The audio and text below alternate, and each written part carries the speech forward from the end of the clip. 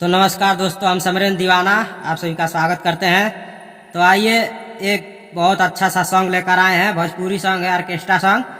इस गाने का तर्ज है बेल द बलमुआ रोटी तनी गोल गोल। तो आइए इस गाने का मुखड़ा स्टार्ट करते हैं। हमारा से रहताड़ दूर दूर हट के, कि हमारा से रहताड़ दूर दूर हट के, आ माजा मारे पियावा नचनिया से सट के, माजा मारे पियावा नचनिया से सट के, भरल पूरल देह भइल ककरिनु फट के, कि भरल पूरल देह भइल ककरिनु फट के, माजा मारे पियावा नचनिया से सट के। तो देखिए दोस्तों, ये जहाँ दो लिखे हैं उस लाइन को दो बार गाना है।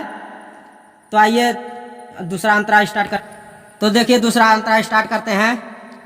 हाथ से खियाइले त खाला नाही खाना, ओही रे सवतिया के भइल बा दीवाना। हाथ से खियाइले त खाला नाही खाना, ओही रे सवतिया के भइल बा दीवाना।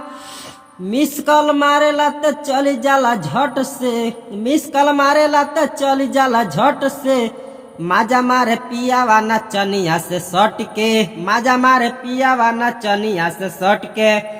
तो देखिए लास्ट अंतरा स्टार्ट करते हैं। जो यहाँ अपना नाम डाले हैं राइटर समरेंद्र दीवाना, जो गाना चाहता है वो अपना यहाँ नाम डाल सकता है इस नाम के जगह पर।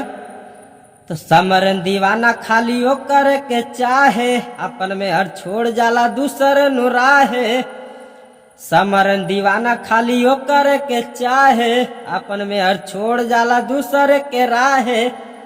कर समरेंद्र होई लफड़ा नु डट के, कहे समरेंद्र होई लफड़ा नु डट के, माजा मारे पियावा नचनिया से सट के, कि माजा मारे पियावा नचनिया से सट के।